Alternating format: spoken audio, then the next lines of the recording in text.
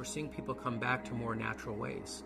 My patients are frustrated with the results that they've been getting in their journey to reclaim their health. When it comes to emergency room and trauma, we're really leaders in the world. But when it comes to overall health, we're mostly managing our pain and suffering. There are definite medications, but they're not turning the condition around. They're allowing you to live as long as you can without that much pain and suffering.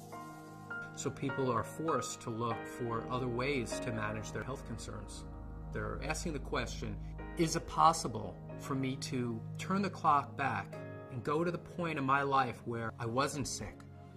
Could be 5 years ago or 10 years ago, at that point where their bodies hadn't broken down yet. Well, the science world, not the medical world, is really pointing towards looking very deep in the body at the cellular level.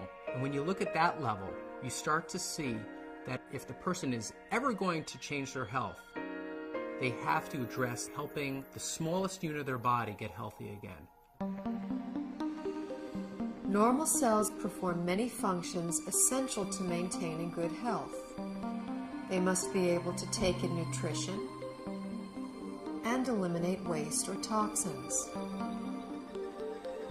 Normal cells must defend themselves from intruders like unfriendly bacteria, fungi, viruses, and free radicals, and repair the damage done by them. In addition, cells must work together as a team, communicating with other cells to achieve optimal organ and immune system function. Research has already proven our cells need certain essential nutrients, 26 different vitamins, 72 or more trace minerals, numerous fatty acids, and amino acids. Since our bodies don't produce these, we must get them from our diet. Recently, scientists have discovered that there are at least 8 sugars, called monosaccharides, that our cells also need for optimal function.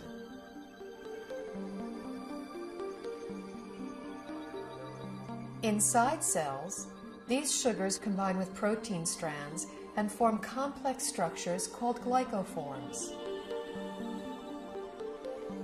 The exterior of a healthy cell is covered with a dense forest of these glycoforms. Glycoforms can exchange infinite combinations of information depending on their shape and charge. Glycoforms are present on the surface of all cells and actually prevent viruses, bacteria, and other enemy cells from entering a healthy cell by blocking the entrance to the cell's surface. Glycoforms can hold on to an enemy cell until an immune system cell can arrive to destroy it. Healthy immune system cells can also accurately identify normal cells and not interfere with their function. Cells covered with glycoforms enable clear and accurate cell-to-cell and system-to-system communication, creating an information superhighway within the body. Glycoforms play a vital role in every human physiological process: immune system response, tissue regeneration, cell replication, growth, and structural stability. They are even responsible for the attraction of sperm cells to an egg cell surface to foster fertilization. When a cell does not receive the nutrition it needs, it cannot produce energy, and it really loses its function. Healthy cells don't function optimally without glyconutrients. That's all there is to it. We now know how important these 8 sugars are to human health. The problem is, only 2, glucose and galactose, are readily available in our modern diets. A fraction of these other 6 sugars can be gotten through diet, but modern agricultural methods, food processing, widespread use of toxic pesticides and chemical fertilizers have all but eliminated them from our food supply. It's only really been since a little before World War II that what we now call conventional methods, that's fertilizer and pesticides, even came into being. What was conventional farming for thousands of years, we're calling alternative farming and organic farming, and what we're calling conventional is actually a new experiment. The connection of healthy soil to healthy plants and to healthy people cannot be underestimated. Most farmers don't use organic fertilizer because of the economics. The government farm programs reward the use of conventional fertilizers. And then also many farmers grow for big agribusiness companies. When you're dealing in mega farms, the ideal crop is to pick the entire crop one day, get the pickers out of the field, get the money out, plow it down and put another crop in. That's like the perfect scenario. Crops are selected for uniform maturity and the ability to harvest quicker than they should. And that makes a huge difference in the protein content and the nutrient content. Optimally, you want the fruits and vegetables to stay on the vine or on the tree or on the plant for as long as possible, because in those last few days before ripening is when the essential sugars are brought to the fruit or vegetable. Everything that is not picked at its peak, everything that is shipped any length of time begins to lose its nutritional value. The nutrients actually start to oxidize. And once a vegetable turns a little brown or it's rusting, then it's going to cause free radical damage in your body. In addition, if something comes from a very long distance, it can have bacteria on it that your body is unfamiliar with. Generally speaking, the organic produce is much healthier, has a higher nutrient rate than the commercially grown vegetable. This whole thing of organic versus conventional, there's so few people that eat organic.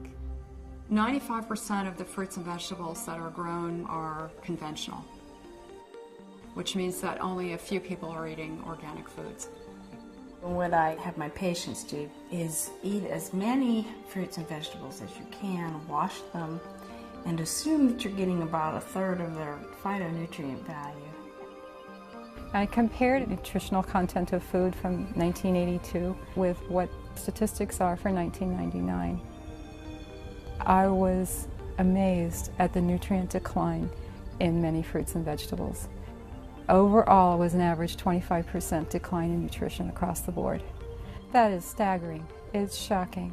If we are losing 25% of our nutritional content in 20 years, what are we going to have in 20 years from now and 20 years down the road? Pretty soon we're going to be eating water and a little fiber, and that's going to be it. The body, to an extent, can make glyconutrients. That's the job of the liver. However, that is an emergency mechanism, and we're making our own glyconutrients. It's basically a state of starvation. If you don't have enough of the right type of sugars, you have faulty processing. With the faulty processing, things can go wrong. Without vital sugars and a variety of other micronutrients, cells cannot create glycoforms. The result is a breakdown in cellular communication and immune system response. Depleted cells are unable to defend themselves effectively, so cell structures can be damaged and are not effective in healing and regenerating. In this weakened state, cells cannot communicate effectively, compromising the body's ability to identify problems. They are also unable to destroy pathogens such as viruses, bacteria, and fungi, and cannot identify mutated cells so the immune system can eliminate them. For example, when a person suffers from an autoimmune disorder, their compromised immune system may respond inappropriately and treat altered normal cells as intruders and destroy them. It may allow mutated cells to proliferate, or the immune system may not respond at all, leaving the body extremely vulnerable to many types of infectious agents. Because they're not getting everything they need from their diet, people are doing one of two things. The first thing they do is nothing, and many people are ending up with chronic diseases, or they're getting sick more often. Their health is somehow degraded as a result. And other people are using supplements, including supplements of sugars. We need to eat the right foods to make the right structures to have optimal health. There's a break in the link here because we can't get that food anymore in today's modern diet. Therefore, there's a need to supplement with a type of nutrient called a glyconutrient. When I first learned about these glyconutrients, the concepts made sense to me, but I was very skeptical about using them. It seemed like there were a lot of people making claims that it could help with all different sorts of health conditions. And anytime I see that, I throw my hands up and I say, this can't be true. The big shift for me was seeing how many different countries were researching this. The University of Oxford have their own Glycobiology Institute where they were studying this as early as the late 1980s. Countries all over the world, Japan, Germany, Switzerland, Finland, New Zealand, Australia were looking at these nutrients and their clinical application, as well as in the United States at Johns Hopkins, MIT, University of California, Irvine. Once I realized how crucial these supplements are for human health, I felt compelled to offer them to my patients in my practice. When I started with the patients with the most serious health challenges that I wouldn't be able to help previously, the results that started coming in were amazing. We just started to see people gain their health back. I had a difficult time getting through the day. I had very low energy, and I was not in very good health. I started on a glyconutritional program big time. Now I don't have a pain in my body. I don't have any restrictions on my capabilities. I feel younger than I was at age 69, and I'll be 79 in a matter of days. Since the time I was 17, I was always on medication and nothing was working. I just started to resign myself to being this sick adult. I took these glyconutrients and it's changed my life completely. I'm on a road of recovery where I feel I'm more alive than I've been in over 10 years. It was to the point where I prayed that if my pain doesn't go away, I just want to die. I went ahead and decided to start taking glyconutrients, and I was completely, within 3 weeks, pain-free. I can do it all again. I feel like it's been given back to me, and that's what I'm thankful for. These type of results I've never seen before in my practice and were exciting to say the least. I believe somewhere in the next 10 to 20 years that this will be in the curriculum of all training because it gets results.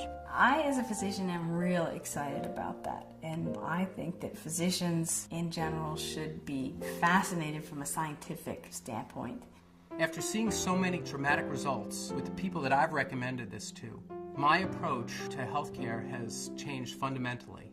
I hope to see a paradigm shift in treatment in the future, where you have a truly integrative approach between traditional medical care and nutritional support. And this would ultimately give people not only a longer life, but a better quality of life.